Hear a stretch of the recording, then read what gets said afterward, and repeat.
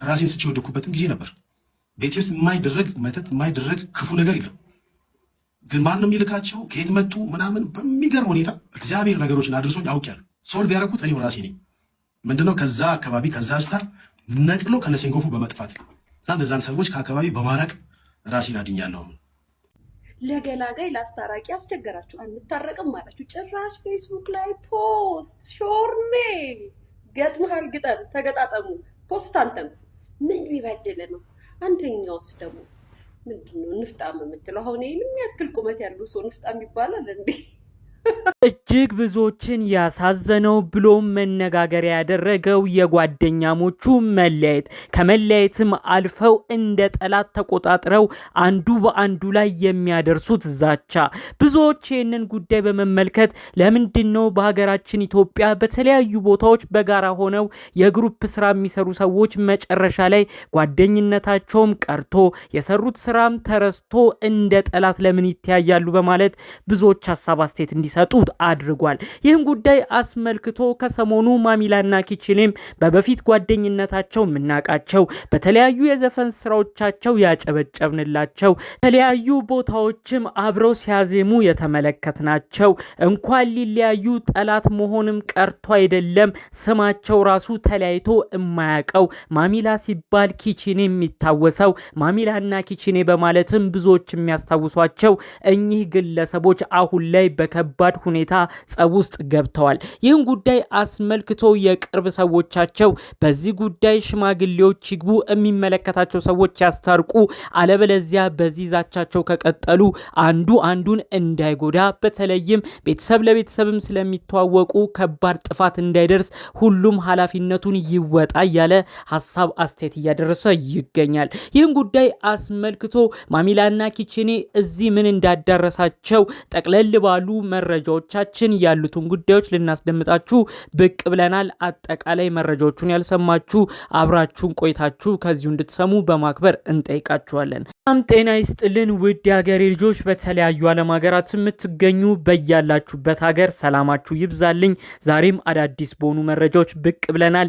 ለዚህ ቻናል አዲስ ከሆናችሁ ሰብስክራይብ በማድረግ ሁሌም እንለቃቸው ቪዲዮዎች እንዲደርሱ ይሁን። ቀጥታ ይዘን ወደ መጣ ነው ዝርዝር መረጃዎቻችን እናመራለን። ከጥቂት ሳምንታት በፊት ማሚላ ከአንድ ቲክቶከር ጋር ላይቭ ገብቶ ነበር። በላይቭ ቆይታውም በመተት ብዙ ነገር እንደተደረገበት፣ እነዛን ሁሉ አልፎ ከተማ ቀይሮ እየኖረ እንደሆነ፣ ያንን መተት ያደረገበትንም ሰው እንዳወቀ በደፈናው ሀሳብ አስተያየቱን ሰጥቶ ነበር።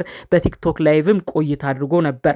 ታዲያ ከ2-3 ሳምንታት በኋላ ማሚላ ወደ ፌስቡክ ገጹ በመምጣት እንዲህ ሲል አነጋጋሪ ጽሑፉን ከአንድ ቀን በፊት ለቋል። ጽሑፉን ላንብብላችሁ።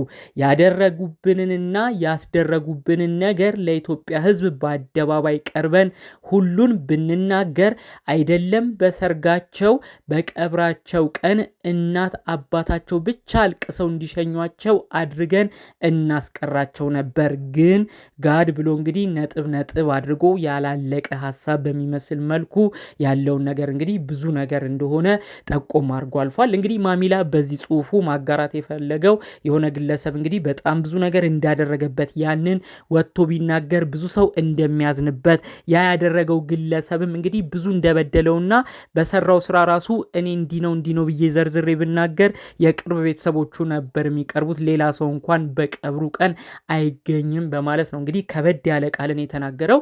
ታዲያ ከዚህ ጽሑፍ ቀጥሎ ነው በተመሳሳይ በሚመስል ቀናት እንግዲህ ኪችኒ የሱን ደግሞ ጽሑፍ በፌስቡክ እያጋራው። ታዲያ ኪችኒም በፌስቡክ ገጹ ላይ እንዲህ ሲል ነበር የጻፈው። ወንድ ሲያወራ እንደ ወንድ ይሁን፣ ሲያስብ እንደ ወንድ ያስብ፣ ሲወስንም ከውሳኔው ጀርባ ይቆም። ሁልጊዜ ማማረር፣ ማልቀስና ሰውን መውቀስ ግን የመውደቅ ምልክት ነው።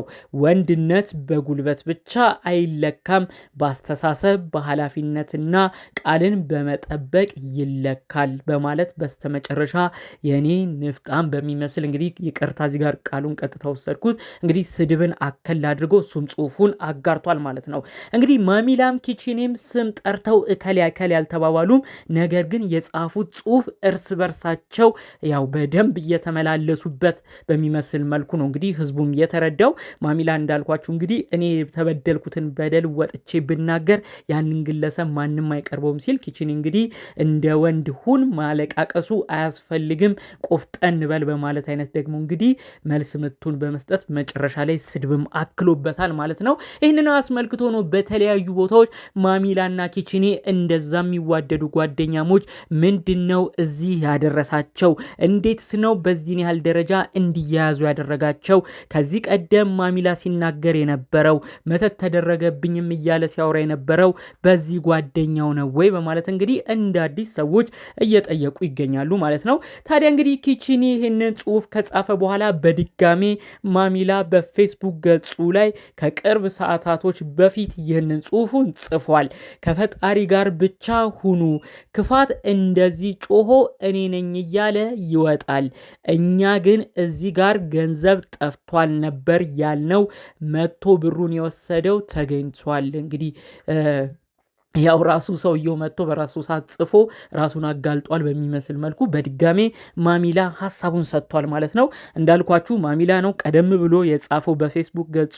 በመቀጠልም ኪቺኒ እንግዲህ ሁሌ ማለቃቀስ በጣም ደባሪ ነገር ነው፣ እንደዚህ ሆንኩኝ ብሎ ማላዘንም አያስፈልግም፣ ቆፍጠን ሲል ነው ሰው ወንድ የሚባለው፣ አስተሳሰቡም ጥሩ ሲሆን ነው ብሎ እንግዲህ መልስ ሰጥቷል። ያንን መልስ የምታስከትለው ነው እንግዲህ ማሚላ ይኸው በራሱ ሰዓት ያግለሰብ እንደዚህ አድርጎኛል ያልኩት ግለሰብ ራሱ መልስ እየመለሰ ያለ ይመስላል ብሎ ነው እንግዲህ እሱም በፌስቡክ ስቶሪው ላይ ያጋራው ጽሁፉን።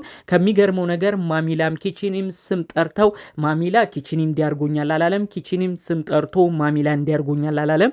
ነገር ግን እርስ በእርስ በሚመስል መልኩ ጽሁፎችን አከታትለው እየተላላኩ ነው የሚገኘው። በዛ ስርም ብዙ ኮመንታተሮች ሀሳብ አስተያየት ይሰጣሉ። የማሚላ አድናቂ የሆኑ ግለሰቦች እንግዲህ ኪቺኒን እየተናገሩ ይገኛሉ። የኪቺኒ አድናቂዎችም በተመሳሳይ ማሚላን ይናገራሉ። የሁለቱም ወዳጅ አድናቂዎች ግን እባካችሁ ይህ ነገር ትኩረት ያገኝ፣ እነዚህ ግለሰቦች ቤተሰብ ድረስ የሚተዋወቁ በአንድ ወቅት አብረው የነበሩ ገመናቸውን የሚተዋወቁ በብዙ ቦታም አብረው የቆዩ ጓደኛሞች ናቸው። በዚህን ያህል ደረጃ ሆኖ መመልከታቸው አስደንግጦናል። ከዚህም በላይ ወደ ሌላ ነገር ሳይገቡ ጉዳዩ ላይ እርቅ እንዲገባ ተደርጎ ጉዳዩ በእርቅ ይፈታ በማለት ሀሳብ አስተያየት እየሰጡ ይገኛሉ ማለት ነው።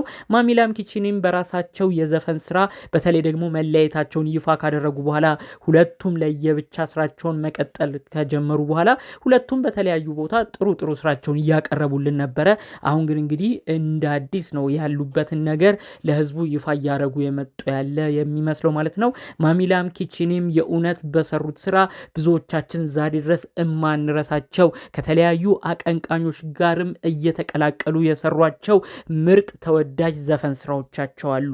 ማሚላ ተብሎ ኪቺኒ ሳይነሳ አይቀርም፣ ኪቺኒም ተብሎ ማሚላ ሳይወሳ አይቀርም። ማሚላና ኪቺኒ ተብሎ ነው ስማቸው ሁሉ አንዱ ለአንዱ የአባት ስም እስኪመስል ድረስ አብሮነታቸውን የምናውቀው። ነገር ግን እነዚህ ጓደኛሞች ዛሬ ላይ በከባድ ሁኔታ መጥፎ ቃላቶችን እየተወራወሩ ያሉ ይመስላል።